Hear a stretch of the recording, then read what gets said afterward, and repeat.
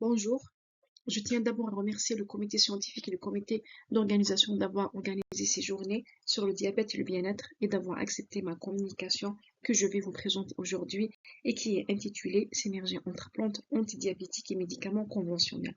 D'abord, on va commencer avec une introduction et une définition du diabète sucré. Donc, le diabète sucré est défini comme un ensemble de maladies métaboliques caractérisées par une hyperglycémie chronique résultant d'un défaut de la sécrétion de l'insuline ou de l'action de l'insuline ou de ces deux anomalies associées. L'hyperglycémie chronique est associée à terme avec des complications organiques spécifiques touchant particulièrement les yeux, les reins, les nerfs, le cœur et les vaisseaux. En Algérie, il représente un problème de santé publique. Sa prévalence se situerait entre 8% et 12% selon les différentes études épidémiologiques. L'objectif de notre présentation est d'explorer l'intérêt d'intégrer des plantes médicinales pour compléter les traitements médicaux conventionnels dans les stratégies de gestion du diabète. On va voir maintenant les mécanismes d'action des plantes antidiabétiques. Le premier mécanisme d'action qu'on va voir, c'est l'amélioration de la sensibilité à l'insuline. Et une plante intéressante qu'on va voir, c'est le ginseng, Panax ginseng. Donc le ginseng est une plante vivace du genre Panax qui peut être consommée comme un légume. Il est considéré comme un tonique et selon l'OMS favoriserait la récupération par un effet anti-asthéniant. Un effet favorable sur la glycémie a été mis en évidence lors d'expérimentations in vitro et in vivo. L'effet hypoglycémiant s'expliquerait par un ralentissement de la digestion avec une diminution de l'absorption du glucose, une modification de son transport et par une amélioration de la sécrétion d'insuline stimulée par le glucose. De point de vue pharmacologique, le ginseng a des propriétés antioxydantes.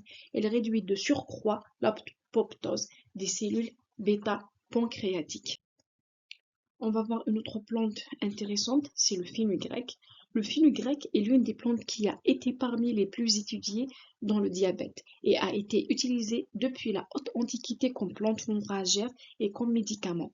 L'activité hypoglycémiante, d'abord observée de façon empirique, a été documentée par plusieurs études expérimentales in vivo et in vitro et a été attribuée à un ralentissement de la vidange gastrique et à une diminution de l'absorption intestinale du glucose, à une stimulation de la sécrétion d'insuline glucodépendante sous l'effet de la 4-hydroxyisoleucine, à une amélioration aussi de l'insulinosensibilité avec une augmentation du nombre de récepteurs à l'insuline. Un autre mécanisme d'action très intéressant, c'est l'inhibition de l'absorption des glucides.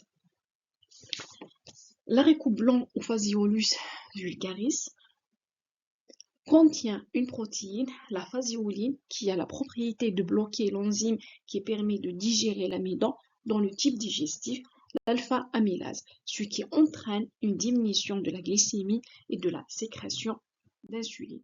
Maintenant, on va voir quelques exemples de plantes qui ont une synergie potentielle avec les médicaments antidiabétiques, comme la cannelle ou Cinnamomum verum.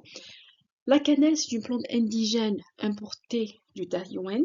Elle contient des composés biologiquement actifs qui régulent la glycémie par activation du récepteur de l'insuline par de multiples mécanismes qui comprennent une autophosphorylation accrue du récepteur de l'insuline, une synthèse accrue du récepteur du transporteur de glucose GLUT4 et son activation, inhibition de l'amylase pancréatique et intestinale et de la glucosidase, et augmentation de la synthèse de glycogène dans le foie et améliorant ainsi la sensibilité à l'insuline, le contrôle glycémique et les taux de lipides. On a aussi une autre plante qui est très intéressante, c'est le chardon-marie. Des études expérimentales ont révélé que les composants du chardon-marie possèdent des activités antioxydantes, antifibrotiques, régénératrices, cholérétiques, hépatoprotectrices, immunostimulantes et anti-inflammatoires, protectrices du foie des effets indésirables des autres médicaments. Maintenant, on va voir un point essentiel, c'est les recherches et les considérations de sécurité. D'abord, qu'est-ce que disent les essais cliniques à propos de l'utilisation des plantes antidiabétiques dans les stratégies de gestion du diabète?